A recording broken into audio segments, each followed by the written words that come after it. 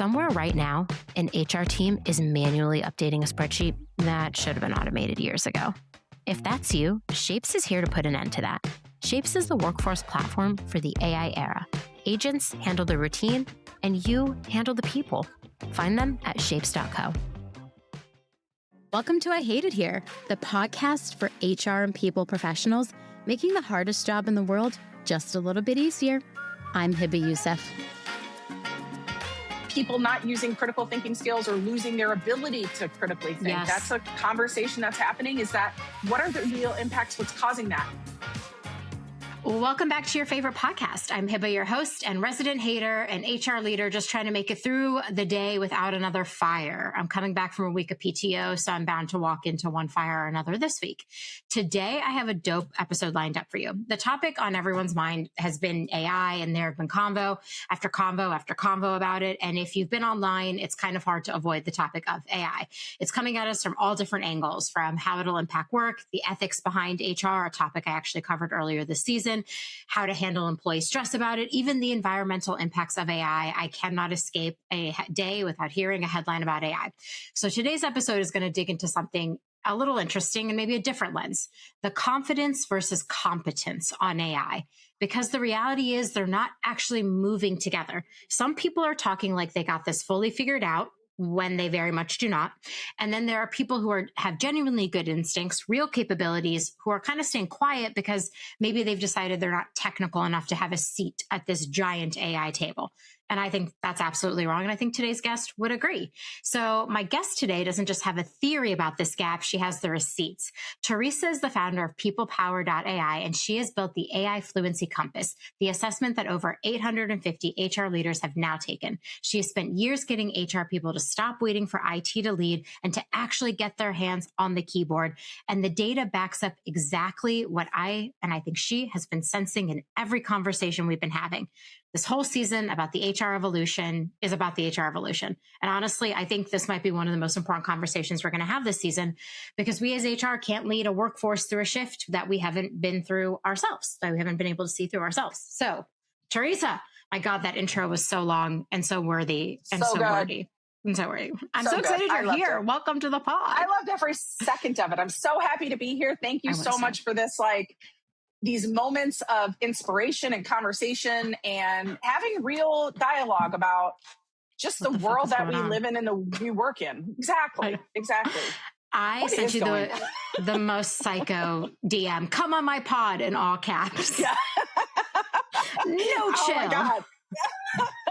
I love it. I'm so happy to be here. I'm so excited to have this conversation. And I think to get into some of the things that you mentioned, it is about this evolution, but there's so much in the evolution of not just HR, but workplace that on one hand, I think people are feeling so much pressure to jump in and know all the things. And at the same time, aren't even starting to mentally understand what 10 years from now could and probably will look like.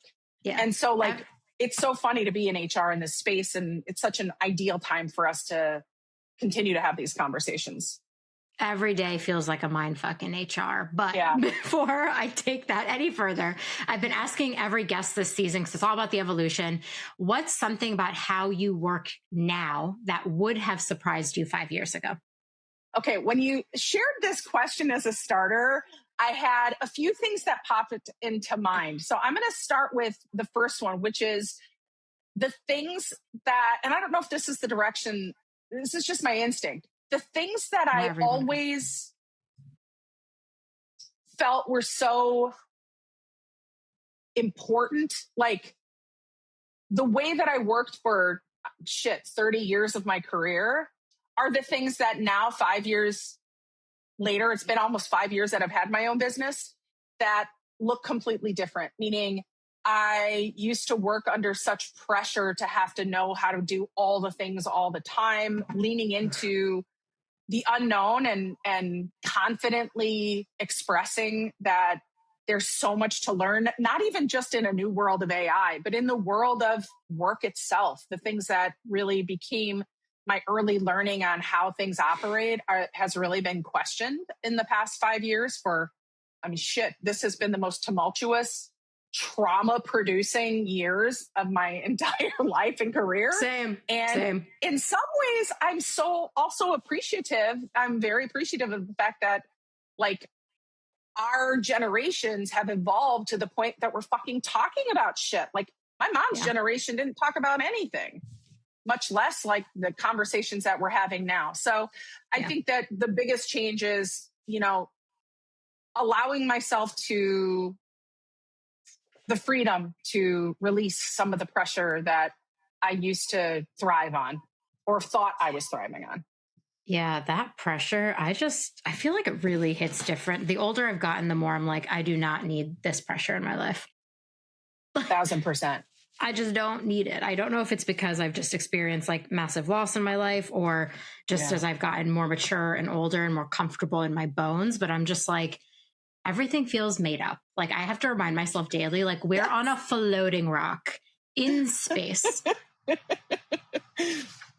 I saw an image the other day of like the size of Earth as compared to the size of the sun.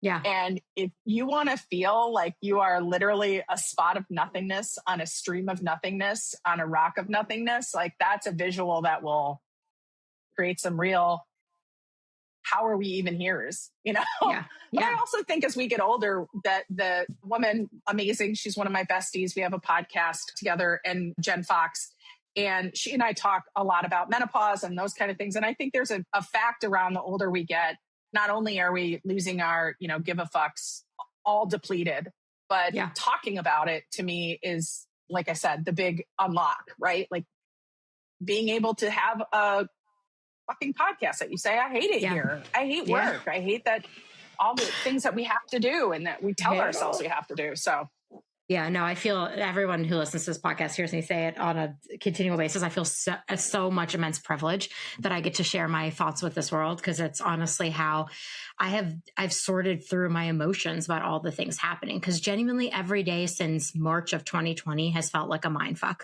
Every single challenge, I'm just like, can I take one more challenge at work? And it just feels like they keep going. And I think we're in this period of time where I think AI is going to change the workforce dramatically. And I want to be a part of that conversation as much as I can, because I think like I want to shape what our future looks like. Like I don't want our next 10 years to look like the last 5. I want them to look so much better.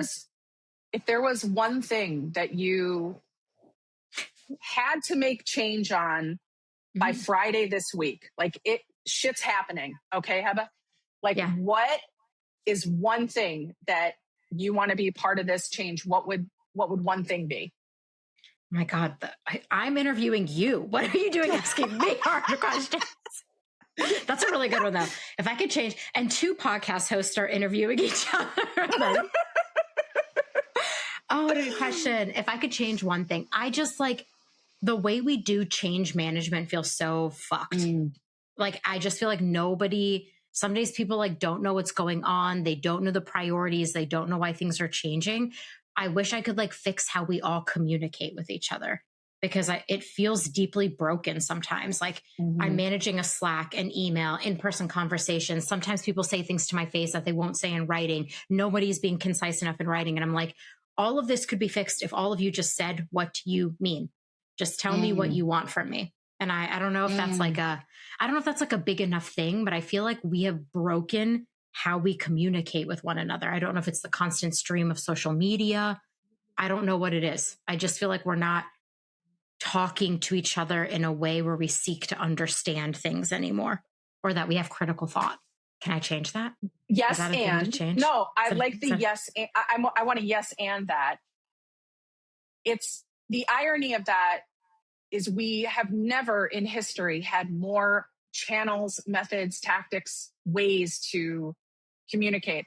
I worked for 15 years of my early career. I worked for a division of News Corp, and I've for years tried to replicate the way that business promoted structured communication. It was almost military, like where we had a very clear 8 to 10 was executive, 10:30 to 12 was any director and above. So that was about 100 people on a call or in a room. then every leader had to go out and disseminate the notes from that director meeting to their direct reports no later than by the end of the day. And then by the next day, one-on-ones had to happen in team meetings. And it was not like a bi-weekly or, hey, when we wanted, it was every week we did that. The communication was so strong, but that is the kind of investment that it took to be the second most profitable division for News Corporation that had nothing to do with movies and big budgets, you know? And I've struggled at every company I've been since then with managers and leadership understanding the time value of investing in strong communication, because it does seem like a time suck. But you'll never find another company, or now they've disseminated, been bought, don't follow any of those practices anymore. But every single person that came up in that organization understands the value of retrieval of information, sharing of information, creating correlation between activity and personal motivators. Like, it was just such a great company to come up with and learn from about the prioritization of communication. I think that's a great thing to tackle. I just think about how much time we waste in the back and forth. And I'm like, I learned really strong communication when I worked at Axios. Their whole methodology was the one big thing and the why it matters. So I learned to laser in on what is the thing I'm trying to tell this person and why should they care? And that's like shaped all my writing since then. And I think if I hadn't learned that style of writing, I might not be an effective communicator today. But I just see so much being wasted where someone will ask me something and I'm like, why are you asking me this? Like, if you know, I now tell people I work with, if you're going to come to me with a question, I need to know the context as to why you're asking this question so I can answer the question effectively. And does that work in your personal relationships as well? Because I think I'm going to steal that and tell my husband that. No, I mean, I do. I think it does. I'm like, why do you want to know the thing? Because that shapes how I answer it, right? If you want like a funny, quippy answer, then I'm your friend in the conversation. If you want a serious answer, I'm maybe playing a different role. Like, I think there's context you need to answer every question. And also just like, we've lost like critical thought as a society, but that's a story for another day. You and I can come back and talk about how we debate people on the internet who don't seem to show any sort of critical thought to the things that they're saying and putting out there. Because it's every time I'm on LinkedIn, I'm like, God, get me off this hell hole. Yeah. That's my least favorite place to be sometimes. Okay. But we're going to talk about AI today, but through a different lens of this like idea around competency and what was my other C word? Competence and confidence. Yeah, they're the two things. So you did a survey, you built an AI Fluency Compass. Like, that's how I got to know you actually on the internet. I was like, she knows AI stuff. Like, this is someone I'm going to learn from. It's like you and Amanda are the two people that I was like, two people for me to learn from when I first was like dabbling in the AI stuff. But you actually built the AI Fluency Compass and over 850 HR people have now taken it. Have you seen anything surprising, like a surprising pattern in the data? You know, I think what would be surprising to me wouldn't necessarily be surprising, or what would be surprising to others may not be surprising to me. Part of the reason I built it was just kind of backstory a little bit. Last year, I was at an event. It was actually a charter event, if you're familiar. Great event. I love their events. Love their events. Amazing events. Great. They had a CHRO on the dais, phenomenal CHRO. And this is no reflection on her and anything, but I was sitting there, let's say there were 350 people in the audience, and she started talking, this was last September, November-ish, I want to say. She started talking about her favorite use of ChatGPT and how she was using it for engagement survey results. And everybody was kind of nodding and smiling along like this big, like, oh my gosh, that's great. I haven't tried that yet. I'm going to do it. And I was like writhing and like, oh no, let's not do that. Like, let's not use an open model for something that we don't know where our data is going. And I think it became this eye-opener for me on top of 3.5 years of being eye-openers, right? Like, I jumped into AI. I started exploring 5 days after ChatGPT launched. A friend of mine texted, said, hey, have you tried this thing? So that was December of 22. I went through 2023 where like kind of nobody was really talking about it, which led me to found PeoplePower.ai because I just didn't want a bunch of HR leaders to, have to do the cleanup, which we've had to do forever, of bad decisions, right? And so I started this education company in order to help HR leaders, I say, flatten the AI learning curve. But when I got to that meeting last year, I thought, okay, now we're talking about it very robustly, but we're potentially leading people in the bad direction. It's like loud advice, but not good advice, right? And so I wanted to get a better idea of, part of the reason I started the assessment was really more to understand where people were in their learning journey. I've seen, we still got a lot of people, it might not feel that way, but there's still a ton of people that are in that early phase of their journey that maybe have only used one tool or maybe haven't even explored it yet. And so part of my initiative is like, I want to meet people where they are. So if your team or your company is at a, intermediate level, let's focus there. If your team is at a strategist level, let's focus there. If they're beginners, let's do that. So that was the intention. But this outcome of recognizing that it's fluctuated, but it's stayed on average around 40% of the people that take the assessment present more confidently than competently.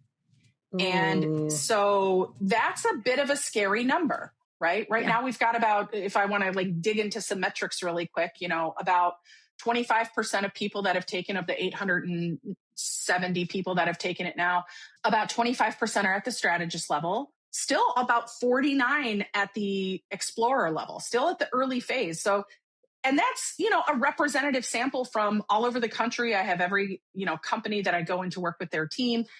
But it's this really interesting dynamic, and it has me concerned. And a part of that is because there is such a keeping up with the Joneses mentality that started to happen when it comes to AI, right?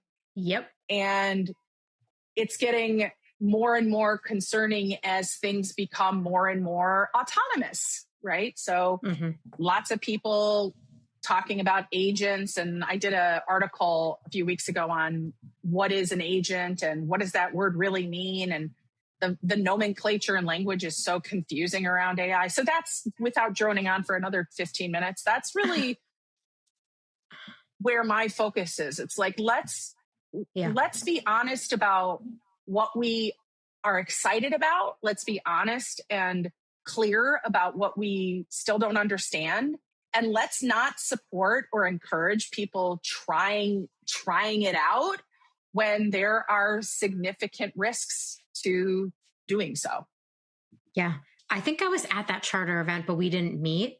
I spoke on a panel about being like a creator, influencer, but also a CPO, which is, I don't know, just a mindfuck of a topic, because they're like two parts of my brain. And I'm like, it's hard to explain how they both work together on an average day. But I also have been to events. I went to a big event, and it was like, I won't say the event because people will figure out exactly what I'm talking about, but it was a lot of people, and it was a CHRO at a very predominant company in those spaces. And her use case was, the best use case I've discovered is like the Daily Digest.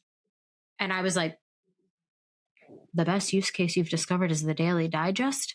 That's the, I get we're all busy, and it's like nice for you to for it to tell you, like, you missed out on these Slacks, you missed out on these emails. But I'm like, you're the head of HR, and that's the best use case you came up with. Your PR team needs to prep you on the stage better, because that's not the best thing I could think of. And or the person bringing the guests or paid guests, who knows?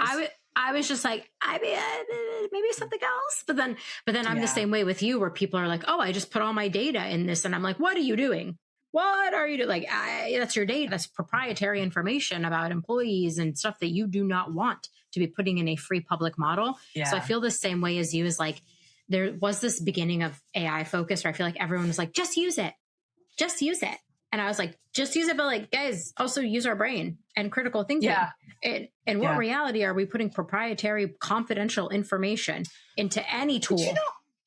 But you know what? I think that there's this, it almost reminds me of the lack of, and I've got a real point of view. I could do 1,000 podcasts on my point of view on how we completely ineffectively put people in roles to manage other people's careers without any sort of preparation, initiation, or hill I will die skill set.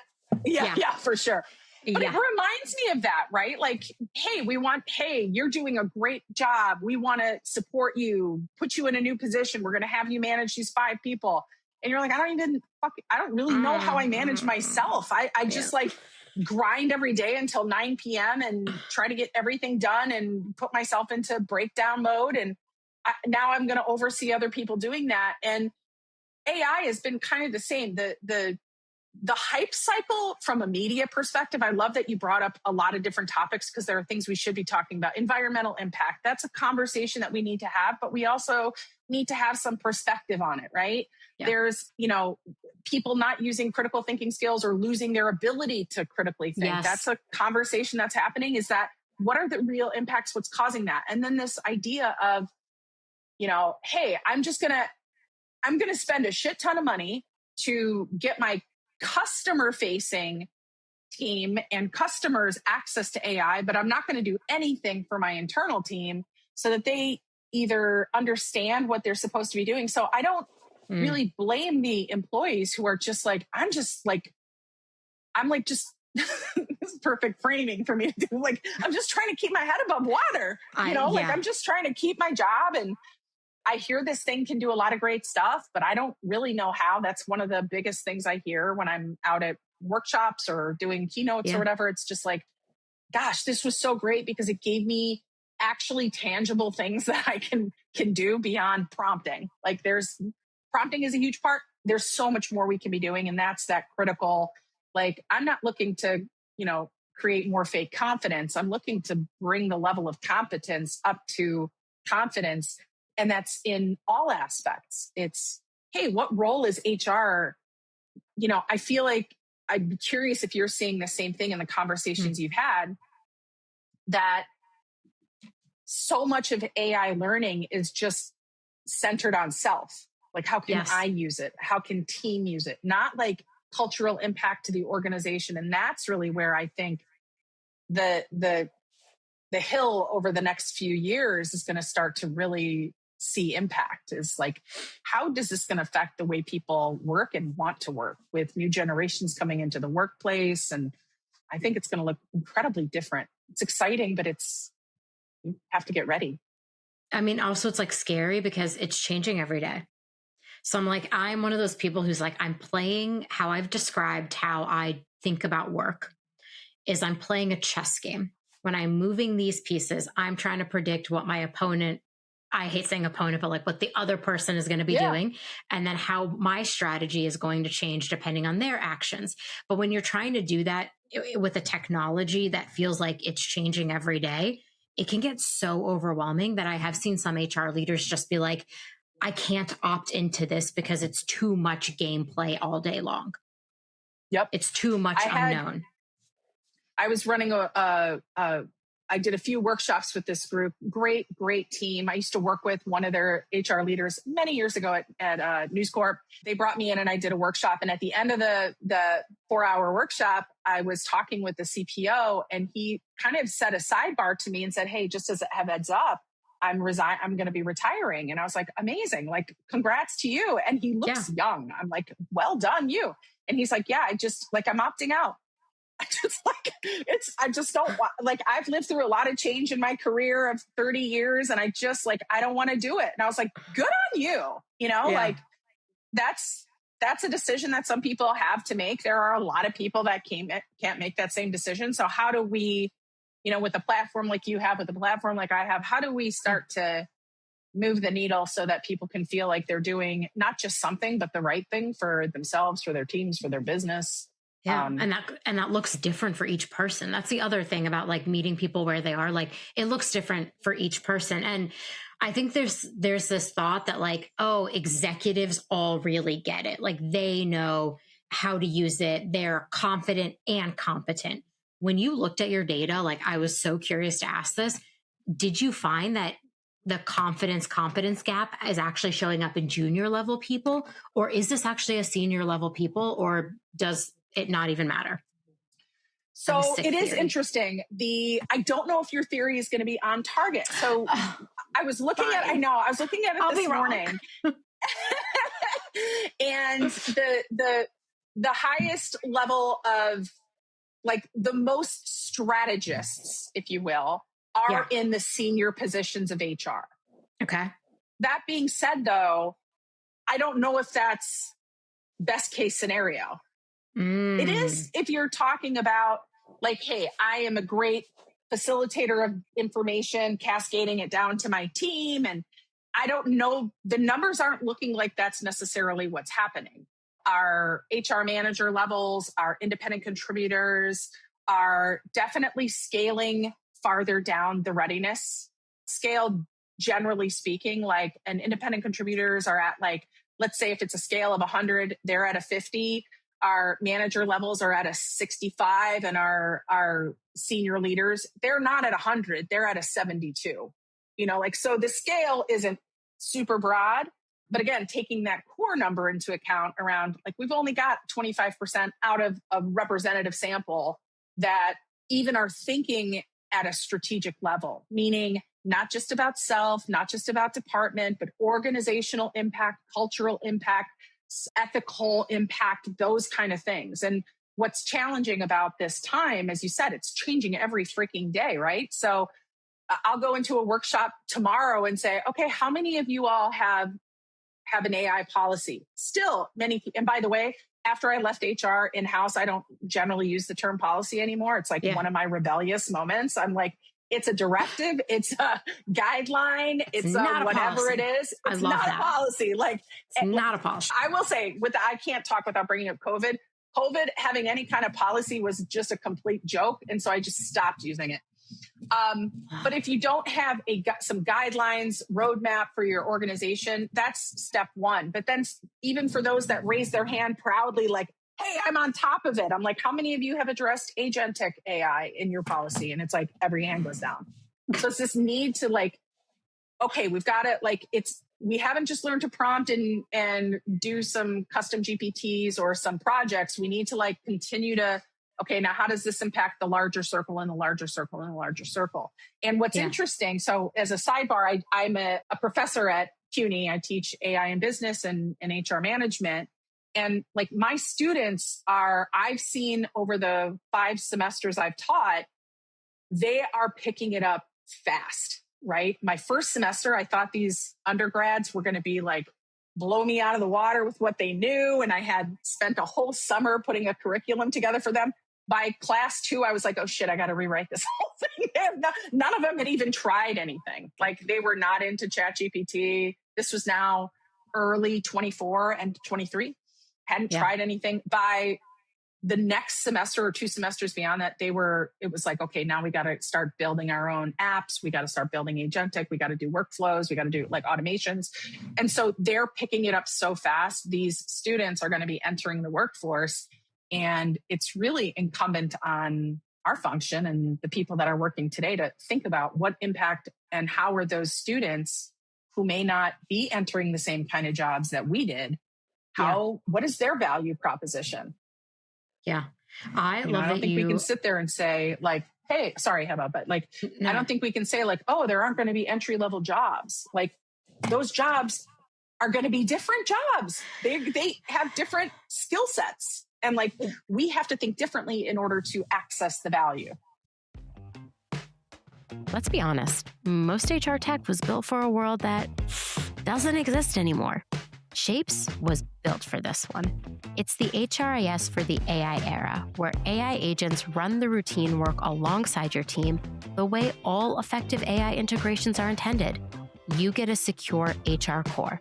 Everything's connected to live org data and a vibe studio where you can build any people tool you need just by typing it out in plain English. If your systems feel stuck in 2015, go check out Shapes at shapes.co. When people say stuff like that, I'm like, do you hear what's coming out of your mouth? No, they don't. Because there will they heard it from somebody else. There will always be, like, I understand there are less, if we look at the data, there are less entry-level jobs today, maybe. But I'm with you. I think they're going to look different in the future. So what we've always considered entry-level jobs maybe won't exist, but the future of entry-level jobs will, because people still need to be at the beginning of learning skills. Nobody just wakes up one morning and is like, have 10 years of experience doing this thing. Yeah. So like we all are still on a learning journey. So like when people are like, oh, there will not be entry level. I watched this like funny, I can't remember what company it was, but it was like a senator, a head of an AI company, and like a journalist. And they were all talking about the future of entry level jobs. And all of them had a different reaction. And I was like, yeah, this is where we're at right now in history. Like they're all having different, because it's not going to look the same as it's always looked. So that's fascinating to me. And I love that you're teaching and students are taking that course, because that's like a course I think anyone at work should take as well. Mm-hmm. Like there's so much happening in my day to day that I could clear my entire schedule for 3 weeks. And I think I would still be behind on what's happening in the world of AI and how it's going to reshape my business today. And so I also think there's like this like push and pull between how do I actually make the time to gain the competence I need? Like I might have the confidence, but like, how do I gain the competence I need? I think there's honestly this like really hard push and pull between what does it mean to even have that competence? And then you do hear things like, well, HR is not technical and like, they don't need to understand AI like that. But I feel like that's so false. Like, I think there is a bar that we need to understand, technically speaking, about what's going on with AI and how it's going to impact our workforce. No? No, yes. I think that conversation though, Hiba, is like that stopped like 5 years before Gen AI came out. I mean, I was over in, what is it called? General Assembly or whatever that teaching place was, General Assembly, trying to learn Tableau. Yeah. Like, what was I trying to do learning Tableau? I just knew that data was telling a different story. And I'm trying to learn like Excel macros, and like the way that I felt back then, that was in 2017. Like I that also was took a Tableau class then. Did you? Yeah. Look at us trying to be so analytical. Yes. So I was like, I know data I remember going to a workshop, and this guy talked about, he ended up becoming a huge like supporter, mentor of mine. And he was talking about, he used to run these amazing brand studies, and he worked with companies like Oreo, and he would do the creative workshopping to come up with new flavors for candy bars and stuff. He had like the most amazing, cool job. Dream. And he was talking about data and people. And he was like, how many of you have ever used this was before all of this could be done automatically. He's like, how many of you have ever thought to connect your email and your, what was it called? Before we had Slack, it was like whatever, but Teams, like, Skype. Have you thought, Skype. Do you ever think about connecting those tools to understand who your real influencers in your business are? And I was like, okay, first of all, fucking no. And second of all, now I want to. And yes. And that like prompted this whole, like, we are the holders of so much critical data in HR. And it's like we've had shackles on. I always talk about like how HR can walk on boulders of pain, and like it's like our greatest pride to not let anybody fucking see our pain. Like, why is that? Like, we should be walking through like hunched over and like, God, I need resources. But no, we like, let me say I can do it all.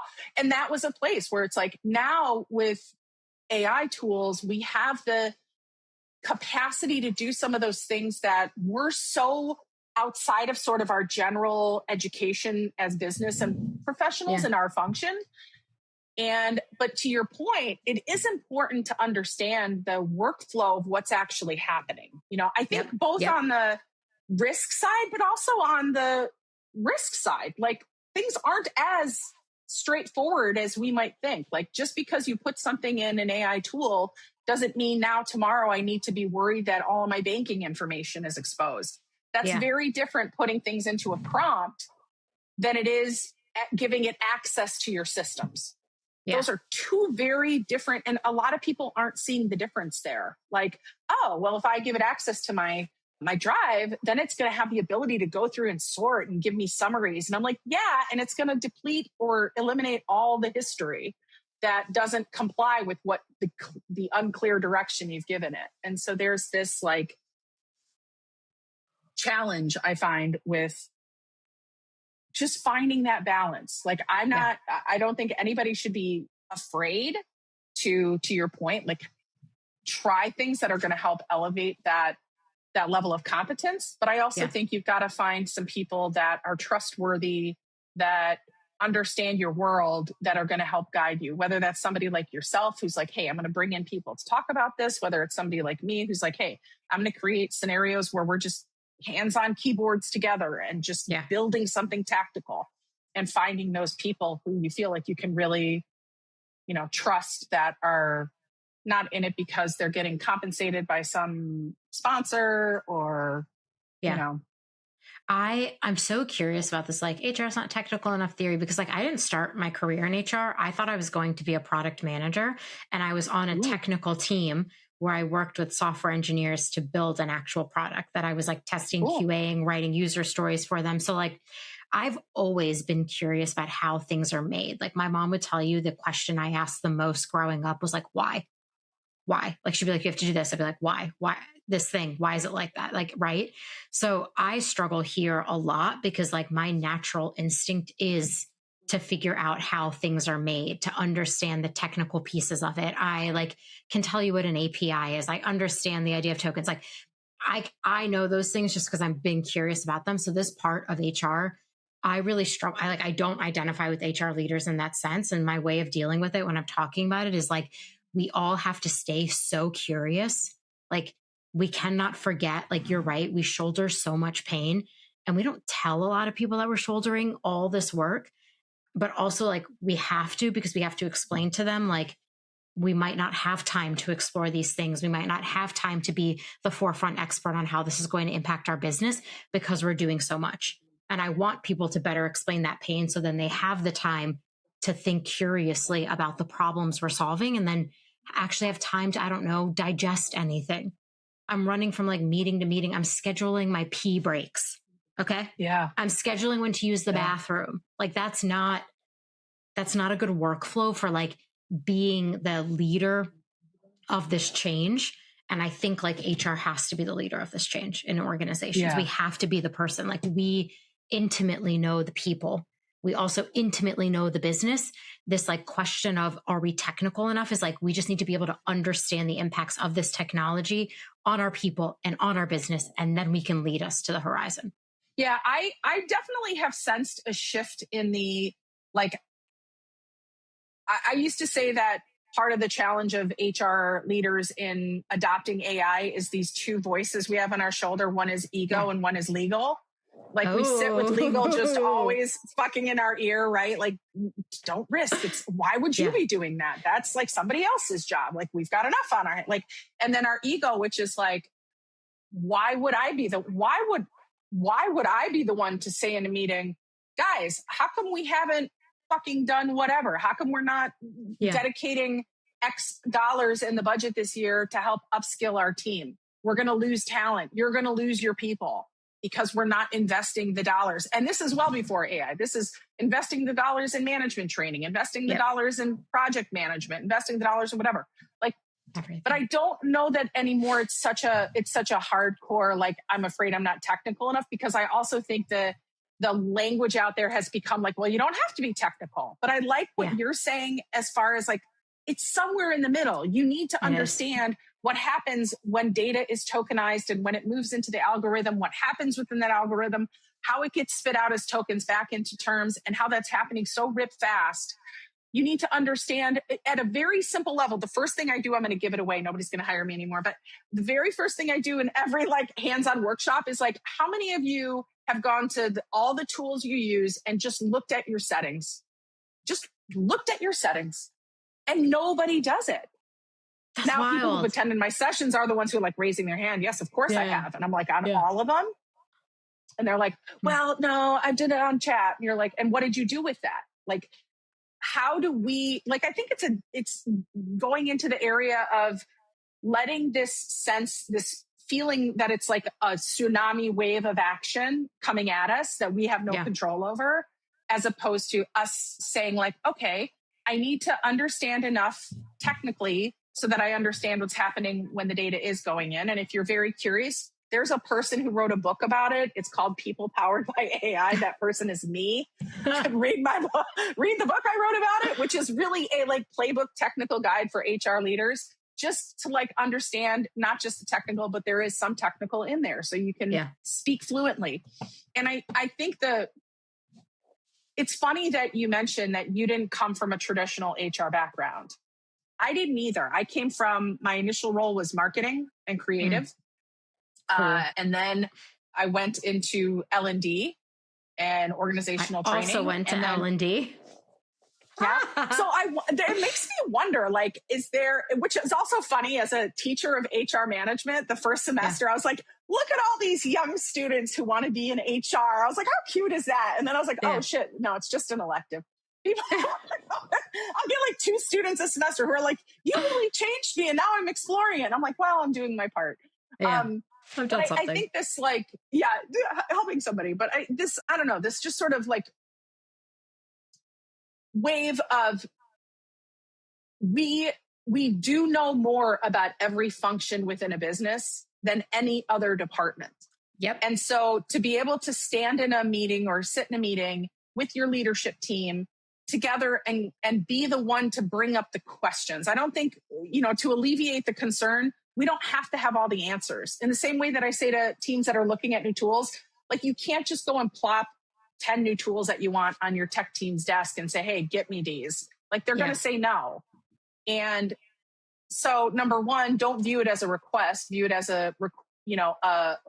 don't view it as requesting permission.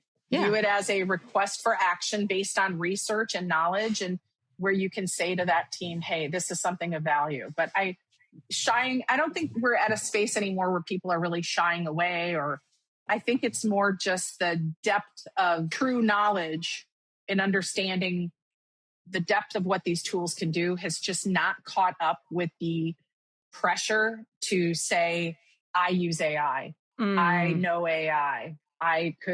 I'm leading my team with AI. Yeah. Yeah. I'm like, ain't no one an expert. If there's anything we have learned, no one's an expert. Yeah. Everyone is figuring it the fuck out. So when people are like, oh, the technical piece really irks me, because I'm like, figure it out. You just need to know. You just need to know how it's going to impact your people. I'm going to go look at all my settings, though. I look at that probably. we went deep on our Slack settings too, because like, you're right. A lot of companies are turning on AI training models with your data. And if you don't go in there and turn it off, or have if you do not have a directive or a guideline on how I wrote it down. It's not a policy. Yeah. It's a directive or a guideline. No. If you don't have a directive or a guideline policy feels punitive.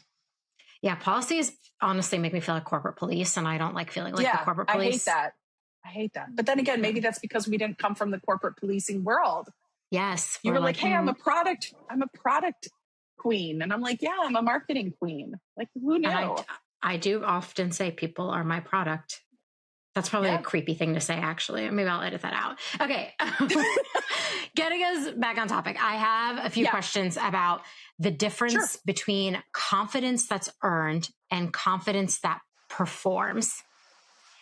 How do you tell what you're looking at in a room?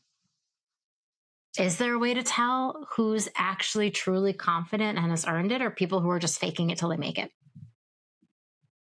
So if we're speaking specifically around like a skill set, I think it's about the ability to demonstrate fluency in a particular skill set. So in my survey, for example, the questions were built around some pretty historic models of behavior analysis. So predictive index and some others. I really wanted it to be a simple tool to get through. So, it wasn't going to take you 25 minutes, but the method of analysis is very in depth in order to be able to extract, like, where does the skill set in this actually fall? And so I think confidence, I think part of me wants to say that true confidence is a little quieter, but that might just be a trope where it's like, hey, if you're really confident, you don't have to be braggadocious about it. But at the same time, like, to your point, I think, if I have somebody who's super confident and is doing really magical things, I would be really frustrated if they weren't sharing that. Like, I want you to brag on what you're doing a little bit, not because you're braggadocious or egotistical, but because this is going to help other people. Like, it all sort of centers around that. Like, how can we truly lean into the idea of abundance in sharing of knowledge, as opposed to like scarcity and fear around, if I don't show that I'm super confident, then I'm behind. Or I would say that over the past, 8 months, it's been very consistent that almost every call, a prospecting call or company that's looking to bring education into their business, at some point during that call, somebody's going to say, we just don't want to be left behind. And I think that's pushing a lot of people to maybe speak more confidently or position themselves as doing more, or having more. And for me, I would love if people could stop doing that, because it would create a lot more calmness for everybody. Like, okay, we're all just kind of 90% of the time still prompting a tool. We're kind of exploring projects. We're exploring automations. We're figuring out how the tools that we already spend money on are embedding it into their own systems. And we, to your point, we know what's happening with the information we have, the data that we have, and we're doing our part to keep it safe. And that's an okay place to be. That's a really good place to be if you're finding some time saving from the suckage that has been the history of our function. Yeah. I mean, like the way I do it is I'm just like, okay, that's so cool. Can you show me how you did that? I just like, I'm on a lifelong learning quest. If I'm learning every day, I'm happy. I am a collector of facts and how things happen.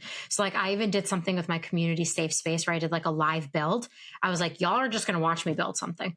And like, I don't have all the answers, but I'm going to show you all like how I prompt it, what it built, why I built it that way, how I'm thinking about it.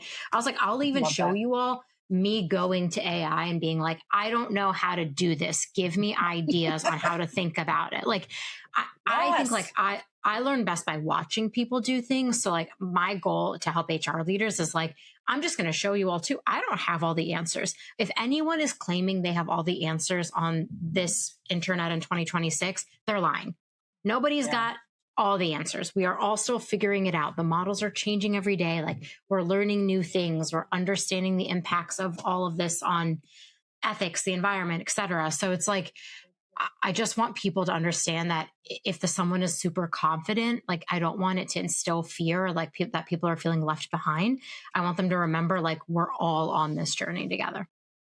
And like, I think the core, ask questions. If you find somebody that appears super confident, ask them what they're doing. Like, that's amazing. What did you build lately? Or like, I think there is the thing that was going through my mind as you were talking is this idea of like,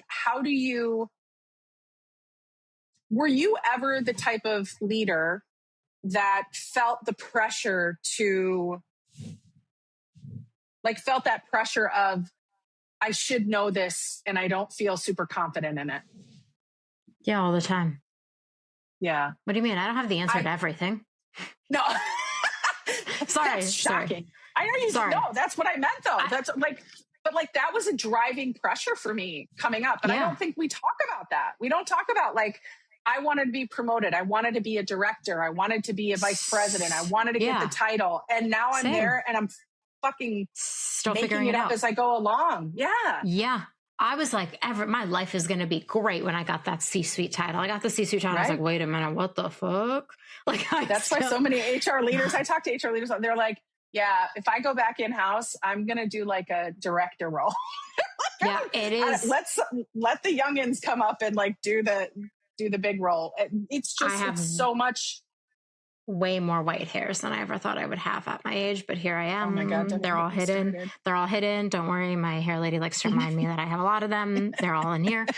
No, I really thought it was such a naive thought. I thought if I just get the title, I'll get the authority. I'll have the power to make the reality so different. And you get to the C-suite level and you realize you have that title, but like you still have so many other players in the room who you have to help figure out everything. And they also have their own set of initiatives and goals they're trying to achieve. And if you're lucky, you'll work with really great people who aren't political and aren't assholes and aren't going to throw you under the bus. If you're not lucky, you will end up on an executive team that is potentially very ego driven, very into power, and will do anything to be the winner. I have been on both. Yeah. And it is hard. And then on top of that, the changing nature of work and this job as it like deeply impacts people. And then you also layer on the world outside also impacts the people in your company. And then you're trying to help everyone navigate their egos and get their initiatives passed, but you also have yours. And also there's this great technological shift happening where you feel like you're constantly running to catch up to everybody. But when you actually slow down, you realize you are exactly where everyone else is. Sorry, that was just me live narrating my thoughts on a daily basis. No, it's so resonant. Like I took a moment because it's like, yes, and to all of it. That's how we all feel. And there's no space in, the thing that was coming to mind is like, it's not just, 35 years ago, coming into a job was usually coming into a bigger company, an established company where there was a support structure. Now with so many businesses being startups, I think about I used to do a mentor program because there were so many young HR leaders that were being pulled into startups, given a director title with like 2 years of experience, really starting there as a recruiter. And then all of a sudden getting passed over for a bigger job once the startup scaled a little bit because they just didn't have the tools. They didn't know how to speak truth to power, if you want to be honest. They didn't know how to say, like, I'm the authority on this thing in the room. And that's where that pressure of constantly feeling like you have to perform is something that I think a lot of people are finding in the solopreneur life, that it's taken me 4 years to feel like I just lost my father. It's taken me 4 years to feel like I could sit here for 2 weeks and not like feel stressed about missing something at a job. And I'm the boss. Like, I'm like a boss. It's me like, stressing myself out. Yeah, what's she gonna do to you? My husband always asks me when it's a holiday, he's like, do you have off on like Memorial Day? And I'm like, nah, my boss is such a bitch. She never gives any days off. But like, I'm finally getting to the point where it's like all of the conversation comes circles back. It's like, we've got to improve our communication and take a step back and take a breath. And like, it's not that fucking serious. You're right. It's all bullshit, right? It's all just talky. There's a great, and this might be a fun place to end. There's a great woman on Instagram who did this whole thing where she's like, when I was growing up, I thought about my future job and couldn't imagine what it would be. And now I'm here and I'm, I do, this is what I do. I push buttons and then I click and then I push another button and then it sends it to somebody else and then they push buttons and then it comes back and then I'm pushing more buttons. And it's like, I start my day pushing buttons and I end my day pushing buttons. And that is just like literally what I do. And it feels so stressful all the time. And you're like, it's just pushing buttons.